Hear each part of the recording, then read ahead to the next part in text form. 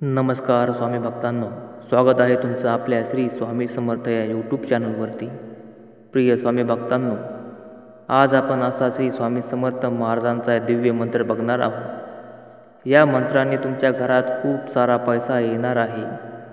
तुमच्या घरामध्ये आता पैशाची कमतरता कधीच भासणार नाही.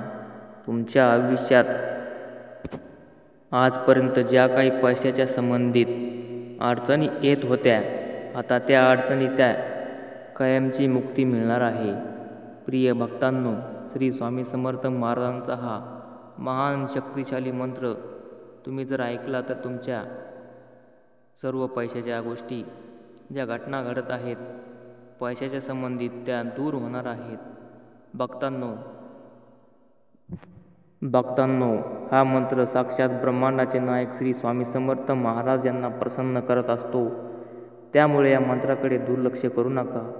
जर तुम्ही या मंत्राकडे दुर्लक्ष केलं तर तुमच्या आयुष्यामध्ये पैसा कधीच टिकणार नाही. त्यामुळे पैशाच्या संबंधित तुम्हाला काही गोष्टी आम्ही सांगणार आहोत, काही मंत्र आम्ही तुम्हाला सांगणार आहोत. त्या मंत्रापैकी या मंत्रामध्ये खूप महान शक्ती आहे. हा मंत्र नक्कीच तुम्ही 5 मिनिटे ऐकावा. या मंत्र 5 मिनिटे ऐका आणि बघा, तुमच्या घरामध्ये खूप सारा पैसा येऊ लागेल. तुमच्या घरातील व्यवसायामध्ये बरकत वाढेल. तुमच्या घरामध्ये प्रत्येक महिन्याला पैसा जमा होत राहील. तुमच्या सर्व इच्छा पूर्ण होतील. स्वामी भक्तांनो, तुम्हाला विनंती आहे की फक्त 5 मिनिटं हा मंत्र लावून सोडून द्या.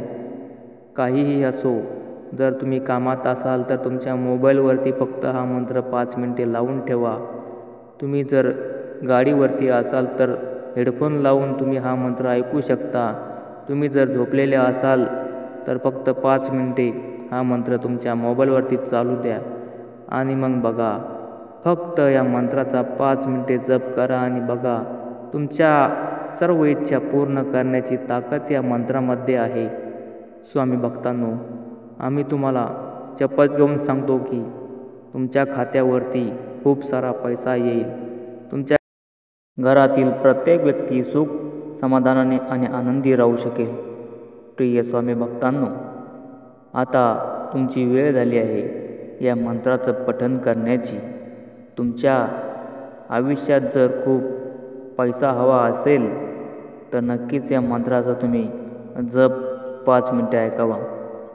श्री स्वामी समर्थ महाराज, ब्रह्मांडाचे नायक, राजाधिराज श्रीमंत श्री स्वामी समर्थ महाराज यांनी तुमच्यासाठी हा मंत्र तुमच्यापर्यंत पोहोचवला आहे. म्हणून आम्ही तुम्हाला विनंती करत आहोत की तुम्ही या मंत्राचा फक्त 5 मिनिटे जप करावा आणि या मंत्राचा नक्कीच लाभ घ्यावा. स्वामी समर्थ महाराज तुमच्या पाठीशी खंबीरपणे उभे आहेत. म्हणून तुम्ही या मंत्राचा जप फक्त 5 मिनिटे तुमच्या मोबाईलमध्ये लावून सोडून द्या. मग त्याची प्रचिती तुम्हाला कळेल. तुमच्या खात्यावर, तुमच्या घरामध्ये, तुमच्या व्यवसायामध्ये खूप सारा पैसा येऊ लागेल. तुमच्या घरातील सर्व कर्ज कायमचे संपुष्टात येईल. तुमच्या घरामध्ये कधीच पैशाची कमतरता पडणार नाही. म्हणून स्वामी भक्तांनो, या मंत्राला सुरुवात करण्याआधी तुम्हाला आम्ही विनंती करत आहोत, तुम्ही जर चॅनलवरती नवीन असाल तर आपल्या चॅनलला नक्की सबस्क्राईब करा, लाईक करा आणि जी काही तुमची इच्छा असेल ती तुम्ही तुमच्या कमेंटमध्ये नक्कीच टाईप करून आम्हाला पाठवा. म्हणजे श्री स्वामी समर्थ महाराजांचा आशीर्वाद तुमच्यापर्यंत पोहोचेल आणि तुमचं आयुष्य सुख, समृद्धी आणि धनाने भरून जावो, हीच श्री स्वामी समर्थ चरणी प्रार्थना. चला तर मग स्वामी भक्तांनो, आपण या मंत्राला सुरुवात करूया. ओम श्री धनधान्य निर्मिती स्वामी समर्थाय नमः. ओम श्री धनधान्य निर्मिती स्वामी समर्थाय नमः. ओम श्री धनधान्य निर्मिती स्वामी समर्थाय नमः. ओम श्री धनधान्य निर्मिती स्वामी समर्थाय नमः. ओम श्री धनधान्य निर्मिती स्वामी समर्थाय नमः. ओम श्री धनधान्य निर्मिती स्वामी समर्थाय नमः. ओम श्री धनधान्य निर्मिती स्वामी समर्थाय नमः. ओम श्री धनधान्य निर्मिती स्वामी समर्थाय नमः. ओम श्री धनधान्य निर्मिती स्वामी समर्थाय नमः. ओम श्री धनधान्य निर्मिती स्वामी समर्थाय नमः. ओम श्री धनधान्य निर्मिती स्वामी समर्थाय नमः. ओम श्री धनधान्य निर्मिती स्वामी समर्थाय नमः. ओम श्री धनधान्य निर्मिती स्वामी समर्थाय नमः. ओम श्री धनधान्य निर्मिती स्वामी समर्थाय नमः. ओम श्री धनधान्य निर्मिती स्वामी समर्थाय नमः. ओम श्री धनधान्य निर्मिती स्वामी समर्थाय नमः. ओम श्री धनधान्य निर्मिती स्वामी समर्थाय नमः. ओम श्री धनधान्य निर्मिती स्वामी समर्थाय नमः. ओम श्री धनधान्य निर्मिती स्वामी समर्थाय नमः. ओम श्री धनधान्य निर्मिती स्वामी समर्थाय नमः. ओम श्री धनधान्य निर्मिती स्वामी समर्थाय नमः. ओम श्री धनधान्य निर्मिती स्वामी समर्थाय नमः. ओम श्री धनधान्य निर्मिती स्वामी समर्थाय नमः. ओम श्री धनधान्य निर्मिती स्वामी समर्थाय नमः. ओम श्री धनधान्य निर्मिती स्वामी समर्थाय नमः. ओम श्री धनधान्य निर्मिती स्वामी समर्थाय नमः. ओम श्री धनधान्य निर्मिती स्वामी समर्थाय नमः. ओम श्री धनधान्य निर्मिती स्वामी समर्थाय नमः. ओम श्री धनधान्य निर्मिती स्वामी समर्थाय नमः. ओम श्री धनधान्य निर्मिती स्वामी समर्थाय नमः. ओम श्री धनधान्य निर्मिती स्वामी समर्थाय नमः. ओम श्री धनधान्य निर्मिती स्वामी समर्थाय नमः. ओम श्री धनधान्य निर्मिती स्वामी समर्थाय नमः. ओम श्री धनधान्य निर्मिती स्वामी समर्थाय नमः. ओम श्री धनधान्य निर्मिती स्वामी समर्थाय नमः. ओम श्री धनधान्य निर्मिती स्वामी समर्थाय नमः. ओम श्री धनधान्य निर्मिती स्वामी समर्थाय नमः. ओम श्री धनधान्य निर्मिती स्वामी समर्थाय नमः. ओम श्री धनधान्य निर्मिती स्वामी समर्थाय नमः. ओम श्री धनधान्य निर्मिती स्वामी समर्थाय नमः. ओम श्री धनधान्य निर्मिती स्वामी समर्थाय नमः. ओम श्री धनधान्य निर्मिती स्वामी समर्थाय नमः. ओम श्री धनधान्य निर्मिती स्वामी समर्थाय नमः. ओम श्री धनधान्य निर्मिती स्वामी समर्थाय नमः. ओम श्री धनधान्य निर्मिती स्वामी समर्थाय नमः. ओम श्री धनधान्य निर्मिती स्वामी समर्थाय नमः. ओम श्री धनधान्य निर्मिती स्वामी समर्थाय नमः. ओम श्री धनधान्य निर्मिती स्वामी समर्थाय नमः. ओम श्री धनधान्य निर्मिती स्वामी समर्थाय नमः. ओम श्री धनधान्य निर्मिती स्वामी समर्थाय नमः. ओम श्री धनधान्य निर्मिती स्वामी समर्थाय नमः. ओम श्री धनधान्य निर्मिती स्वामी समर्थाय नमः. ओम श्री धनधान्य निर्मिती स्वामी समर्थाय नमः. ओम श्री धनधान्य निर्मिती स्वामी समर्थाय नमः.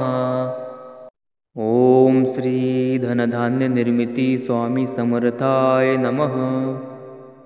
ओम श्री धनधान्य निर्मिती स्वामी समर्थाय नमः.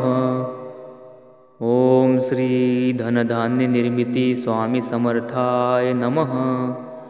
ओम श्री धनधान्य निर्मिती स्वामी समर्थाय नमः. ओम श्री धनधान्य निर्मिती स्वामी समर्थाय नमः. ओम श्री धनधान्य निर्मिती स्वामी समर्थाय नमः. ओम श्री धनधान्य निर्मिती स्वामी समर्थाय नमः. ओम श्री धनधान्य निर्मिती स्वामी समर्थाय नमः. ओम श्री धनधान्य निर्मिती स्वामी समर्थाय नमः. ओम श्री धनधान्य निर्मिती स्वामी समर्थाय नमः. ओम श्री धनधान्य निर्मिती स्वामी समर्थाय नमः. ओम श्री धनधान्य निर्मिती स्वामी समर्थाय नमः. ओम श्री धनधान्य निर्मिती स्वामी समर्थाय नमः. ओम श्री धनधान्य निर्मिती स्वामी समर्थाय नमः. ओम श्री धनधान्य निर्मिती स्वामी समर्थाय नमः. ओम श्री धनधान्य निर्मिती स्वामी समर्थाय नमः. ओम श्री धनधान्य निर्मिती स्वामी समर्थाय नमः. ओम श्री धनधान्य निर्मिती स्वामी समर्थाय नमः. ओम श्री धनधान्य निर्मिती स्वामी समर्थाय नमः. ओम श्री धनधान्य निर्मिती स्वामी समर्थाय नमः. ओम श्री धनधान्य निर्मिती स्वामी समर्थाय नमः.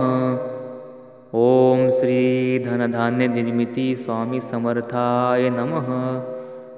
ओम श्री धनधान्य निर्मिती स्वामी समर्थाय नमः.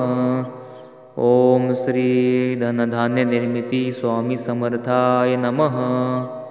ओम श्री धनधान्य निर्मिती स्वामी समर्थाय नमः.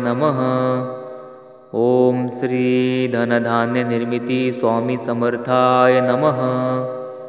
ओम श्री धनधान्य निर्मिती स्वामी समर्थाय नमः. ओम श्री धनधान्य निर्मिती स्वामी समर्थाय नमः. ओम श्री